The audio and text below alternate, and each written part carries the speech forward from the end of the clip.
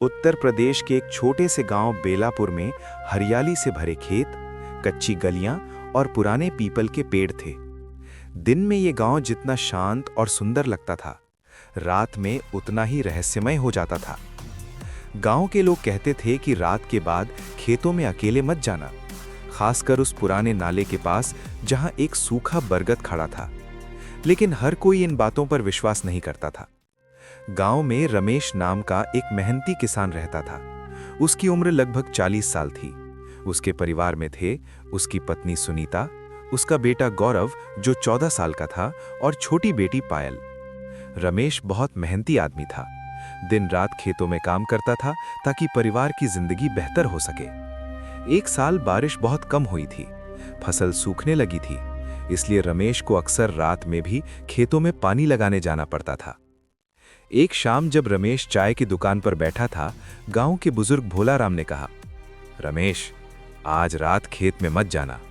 रमेश हंसते हुए बोला, क्यों काका, क्या भूत दिख गया आपको? भोलाराम गंभीर हो गए।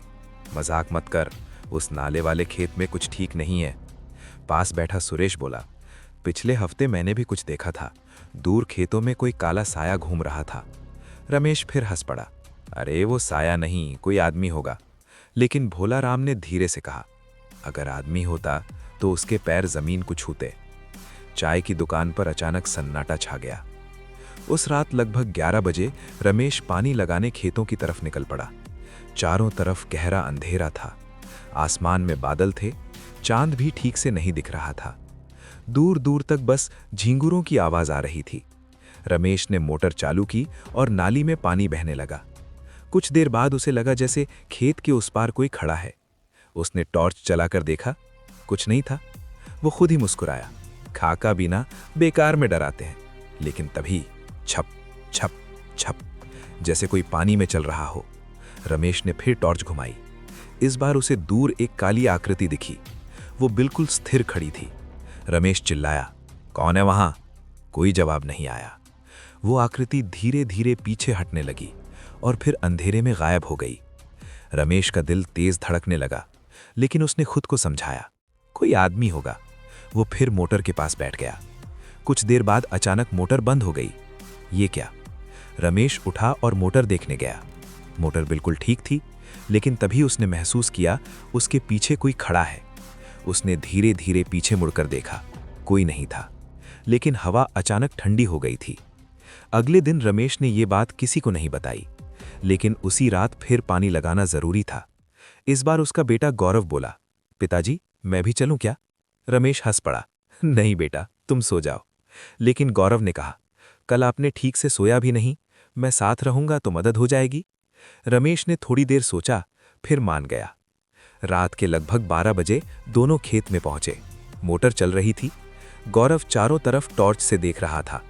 तभी उसने पूछा, पिताजी, वो पेड़ के पास कौन खड़ा है? रमेश चौंक गया, कहाँ? गौरव ने टॉर्च उस तरफ घुमाई, लेकिन वहां कुछ नहीं था। गौरव बोला, अभी तो था, काला सा। रमेश के चेहरे का रंग उड़ गया। उसे याद आया, कल रात भी उसने वही देखा था। कुछ देर बाद दोनों पानी की दिशा बदल रहे थे। तभी गौरव अचानक चिल्लाया, पिताजी! रमेश दौड़कर उसके पास गया। गौरव कांप रहा था। वो वहां दूर नाले के पास एक लंबा काला साया खड़ा था। इस बार वो साफ दिखाई दे रहा था, लेकिन सबसे अजीब बात, उसके पैर जमीन को नहीं छू रहे थे। वो धीरे धीरे हवा में तैर रहा था। गौरव डर कर रमेश से चिपक गया। रमेश ने हिम्मत करके चिल्लाया, कौन है तू? अचानक वो साया उनकी तरफ बढ़ने लगा। रमेश ने तुरंत मोटर बंद की। भागो गौरव! दोनों तेजी से खेतों से भागने लगे। पीछे से उन्हें लगा जैसे कोई बहुत तेजी से उनके पीछे आ रहा है, लेकिन जब उन्होंने पीछे मुड़कर देखा, कोई नहीं था। दोनों हांफते हुए घर पहुंचे। सुबह रमेश ने सारी बात गांव वालों को बताई। भोलाराम ने गहरी सांस ली। मैंने कहा था ना, वहां कुछ है। गांव के एक और बुजुर्ग पंडित शिव कुमार बोले, बहुत साल पहले उस नाले में एक किसान डूब गया था। सब चौंक गए। उसका नाम महेंद्र था। पंडित जी बोले, लोग कहते हैं उसकी आत्मा अभी भी खेतों में भटकती है।